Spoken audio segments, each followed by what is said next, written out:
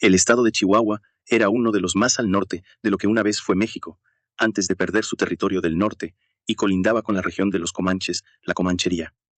La distancia entre Chihuahua y la Ciudad de México era de aproximadamente 1,500 kilómetros, pero afortunadamente se podía tomar el tren hasta la ciudad de Victoria de Durango, una parada intermedia en el ferrocarril que se extendía hacia California. Nos hemos ahorrado unos 1,000 kilómetros de marcha. En 2 días de viaje en tren, habíamos cubierto esos 1,000 kilómetros y llegado a Victoria de Durango. Desde allí, marchamos durante aproximadamente un mes hasta llegar al pueblo de Janos, en el extremo norte del estado de Chihuahua, un lugar que frecuentemente era saqueado por los comanches. Janos era ya lo suficientemente grande como para que pronto pudiera llamarse ciudad. Estaba lleno de edificios de adobe de una sola planta, y la única construcción en estilo barroco era la iglesia. Sin embargo, algunos de los edificios más recientes eran diferentes. Hay construcciones que parecen casas urbanas de Morelia. No eran obra de nuestra compañía. Alguien había comprado cemento y construido algo similar. Dejé a un lado mi sorpresa y nos enfocamos en los preparativos para la guerra. No era necesario hacer una reunión de estrategia, ya que todo había sido decidido y planificado detalladamente en la Ciudad de México. No fue fácil hacerles entender. Durante los 5 meses que tomamos para reunir tropas y recursos, también fue un desafío hacer que los oficiales comprendieran mi plan. Si bien yo era el comandante y mis órdenes debían ser seguidas, este plan requería que todos los oficiales lo entendieran en detalle. ¡Su Majestad! ¡Estamos listos para empezar!, dijo el general. Procedan. Los soldados se dispersaron en 2 grupos y comenzaron a moverse. Esto es valioso, manéjenlo con cuidado. Un oficial gritó mientras los soldados comenzaban a enterrar los cables del telégrafo. Tan pronto lleguemos al siguiente pueblo, lo probaremos. Sí, Su Majestad. Ya lo habíamos probado docenas de veces en la Ciudad de México, por lo que no estaba demasiado preocupado. El general que estaba de pie junto a mí comentó: «Es realmente asombroso. Estoy ansioso porque esto demuestre su valor en la campaña». El general ya estaba fascinado por el poder del telégrafo. ¿Deseas implementarlo oficialmente en el ejército imperial lo antes posible? Sí, Su Majestad. Con este dispositivo los enemigos pensarán que tenemos a Napoleón en nuestras filas. Napoleón. Ya veo. Napoleón Bonaparte. A pesar del caos que siguió a la Revolución Francesa, él fue uno de los más grandes estrategas de la historia, logrando repetidas victorias contra las coaliciones europeas. A pesar de que las fuerzas francesas y aliadas eran inferiores en número en comparación con las de sus enemigos, como Gran Bretaña, Austria, Prusia, Rusia y Suecia, Napoleón ganó en numerosas ocasiones. Si lo vemos desde la perspectiva de una guerra, es cierto, pero en las batallas individuales es otra historia. En la mayoría de las batallas, Napoleón se aseguró de tener una ventaja en números o al menos luchar con fuerzas comparables. Aunque el total de sus tropas era menor, lo compensaba con una excelente capacidad de recolección de información y de maniobra. Como la mayoría de los grandes generales de la historia, Napoleón entendía la importancia de la información. El uso sistemático y cuidadoso de exploradores le permitió obtener superioridad informativa, y basándose en esa información, enfatizó la movilidad para luchar en terrenos ventajosos. El hecho de que ofreciera una recompensa por métodos de conservación de alimentos, lo que llevó a la invención de las conservas, es una prueba de cuánto valoraba la capacidad de maniobra. El general estaba refiriéndose a que, con el telégrafo eléctrico, tendríamos una velocidad abrumadora en la transmisión de información, lo que se traduciría en decisiones más rápidas y en movimientos más ágiles del ejército. Vaya, lo entendiste de inmediato. El general se rió, sorprendido de lo rápido que capté su comentario. El sistema de telégrafo que preparé para enfrentar a los comanches conectaría en forma de los pueblos que estaban cerca de la Comanchería, los cuales eran frecuentemente atacados. Mi plan era bloquear por completo el flanco mexicano de la Comanchería. Para esto, invertí nada menos que 100,000 pesos de mi propio dinero, trabajando con Francis. Después de reducir costos y mejorar la eficiencia, el precio del cable telegráfico era de 50 pesos por kilómetro. Habíamos fabricado y traído una longitud total de 2,000 kilómetros. Su Majestad, se ha conectado el cable telegráfico con el pueblo vecino de Ascensión. Oh, más rápido de lo que pensaba. Probémoslo de inmediato. Habíamos acordado que ellos enviarían el mensaje predeterminado desde allí hasta aquí. Mientras observaba, el telegrafista con expresión seria giró la manivela del aparato telegráfico en el escritorio y envió el mensaje.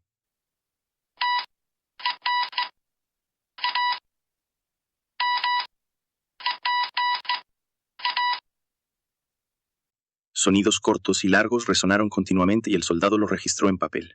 El resultado fue: Raya, punto, raya, punto. Raya, raya, punto, raya, punto, raya. El telegrafista lo descifró. Trampa. Se ha transmitido correctamente, Su Majestad. Bien, envía un mensaje de confirmación. El telégrafo que pronto será comercializado en Estados Unidos y Gran Bretaña es unidireccional, pero nosotros ya hemos mejorado la versión inicial para crear un telégrafo bidireccional. Aunque no es mi campo de especialización, fue el resultado de idear un concepto ingenieril. Volver a ponerme en el papel de ingeniero para hacer esto fue todo un reto. Afortunadamente, logramos desarrollarlo a tiempo. Si hubiéramos fracasado, el número de postes telegráficos se habría duplicado, la longitud del cable se habría duplicado y el costo también se habría duplicado, ascendiendo a nada menos que 200,000 pesos. Pero sin utilizar el telégrafo, sería imposible realizar mi plan. No es fácil enfrentarse a la tribu comanche, enfrentar a 10,000 jinetes que poseen una excelente habilidad de equitación entrenada desde la infancia y que son expertos en tácticas de guerrilla es varias veces más difícil que enfrentarse al ejército expedicionario español que combatimos antes. Por eso, incluso México y Estados Unidos en la historia original no pudieron capturarlos durante tanto tiempo. No podemos simplemente llevar nuestro ejército a la comanchería y atacar. Incluso las mujeres y los niños están familiarizados con la equitación, por lo que no podemos obtener superioridad en una guerra de velocidad. Si nuestras líneas de suministros se alargan y el ejército comienza a fatigarse, comenzará la trampa de la hormiga león. Comenzarán a atacar nuestras líneas de suministro y acosarán incansablemente la retaguardia de nuestro cansado ejército. Al final, terminaremos desperdiciando vidas de soldados y provisiones sin sentido y regresaremos. Sabiendo perfectamente cómo resultaría, no podemos simplemente atacar imprudentemente. Nuestro ejército llevó a cabo el plan paso a paso. Potsnacuaipu, que lideraba una banda de la tribu comanche, prefería aldeas con defensas débiles, aunque hubiera menos para saquear. ¿Dices que la vigilancia de los de Ascensión se ha debilitado? Vimos a un tipo merodeando a caballo en medio, pero huyó de inmediato, y la fuerza de guardia y la guarnición del pueblo son incluso menores que antes. Pareciera que es hora de que prueben un sabor amargo. Prepárense. Al amanecer, los guerreros comanches atravesaron el bosque con miradas intensas. Puihuicuazú lideraba a los guerreros al frente. Las sombras del bosque los ocultaban perfectamente. Se movían rápida y silenciosamente por el bosque, y al cruzar las piedras del río, ajustaban su respiración de forma natural. Su comprensión del terreno era un arma poderosa. La aproximación al pueblo se realizó al amanecer. Puihuicuazú lideró a 1,000 guerreros y llegó silenciosamente a las afueras del pueblo. Los guerreros contuvieron la respiración y observaron la situación del lugar. Como esperaba, no hay muchos centinelas. Es una buena oportunidad para nosotros. Susurró un guerrero. Los centinelas iluminados por la luz de la luna estaban durmiendo. Los guerreros comanches, tensos, se acercaron lentamente al pueblo. Sus movimientos eran cautelosos y ágiles. Cuando la vanguardia, incluyendo a Potsnacuaipu, entró en el pueblo, vieron calles vacías propias del amanecer. Entren silenciosamente. Mientras continuaban los suaves sonidos de los cascos, los 1,000 guerreros entraron completamente en el pueblo. Hacía mucho tiempo que no llegaban tan fácilmente hasta aquí sin ser detectados. Fue entonces. ¡Fuego! La escena creada por solo 3 cañones era espantosa. Hombres y caballos fueron aplastados juntos, formando un camino de sangre y carne. Quizás apuntaron al centro para infligir el máximo daño, por lo que el líder Potsnacuaipu resultó ileso. Por un momento, se sintió aturdido, pero sus numerosas experiencias en el campo de batalla no se desvanecieron. Es una trampa, dispérsense. Al grito atronador de Potsnacuaipu, los guerreros comenzaron a dispersarse instintivamente. Los soldados del Imperio Mexicano empezaron a disparar, como si no fueran a dejarlos escapar.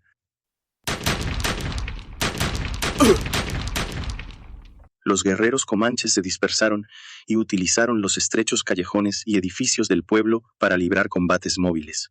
Su destreza ecuestre y habilidad con el arco a caballo, girando la cintura para disparar mientras esquivaban los obstáculos esparcidos por los callejones, eran casi milagrosas. ¡Fuego! Ordenó. Las flechas encontraron sus objetivos con precisión. Potsnacuaipu también disparó una flecha y mató a un soldado. Aunque los guerreros estaban desconcertados, no fueron aniquilados inútilmente y continuaron la batalla, pero el problema era el número de defensores. Allá adelante está lleno de guardias. Maldición. A la izquierda. Era comprensible que la respuesta fuera rápida, ya que habían caído en una trampa, pero el número de tropas parecía ser 2 o 3 veces mayor que de costumbre. Cuando los guerreros empezaron a caer sin sentido, Posnaquaipu dio la orden de retirada. Todos salgan de aquí. Su orden resonó a lo largo del campo de batalla. Los guerreros cercanos transmitieron la orden. Retirada. Comenzaron a romper el cerco y a escapar. Sus movimientos eran rápidos y precisos. Mientras salían del pueblo, se veían escenas de ellos evitando los ataques enemigos y rescatando a sus compañeros. ¡Por allí!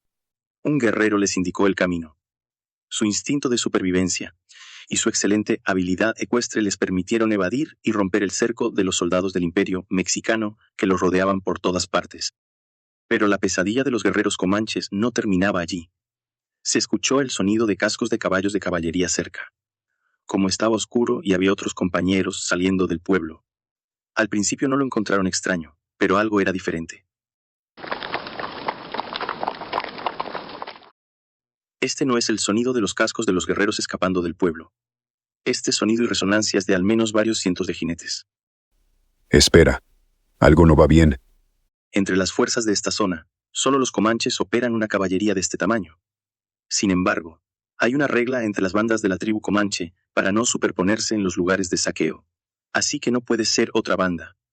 Son los mexicanos. Maldita sea. ¿Trajeron incluso caballería? Los guerreros, que apenas habían escapado del pueblo y estaban recuperando el aliento, empezaron a correr de nuevo. No había tiempo para esperar a otros compañeros. La caballería del Imperio mexicano comenzó a perseguirlos, disparando sus revólveres. Bajo la brillante luz de la luna, comenzó la persecución. Esos bastardos tienen pistolas de repetición. Tengan cuidado. Los guerreros comanches, que llegaron al borde del bosque en medio de una persecución infernal, entraron en él sin vacilar. ¡Hasta aquí! El comandante de la caballería dio la orden. La caballería del Imperio mexicano se retiró después de infligir un daño moderado. No los persiguieron más de lo necesario. Fue una decisión estratégica. De los 1000 guerreros que salieron a saquear, apenas la mitad regresó con vida. La economía basada en el saqueo y las manadas de búfalos son los 2 pilares que sostienen a la tribu comanche. Recientemente, aunque el aumento de las fuerzas defensivas había causado mayores pérdidas entre los guerreros, era la primera vez que el saqueo en sí fallaba y la mitad de los guerreros moría. Fue el comienzo de su caída.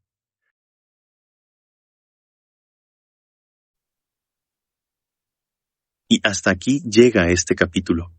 Muy pronto tendrán los siguientes en el canal, pero si no pueden esperar, recuerden que pueden convertirse en miembros dando clic en el botón Unirse para verlos antes que nadie. No olviden dejar su like y suscribirse si aún no lo han hecho. Gracias por su apoyo y nos vemos en el próximo video.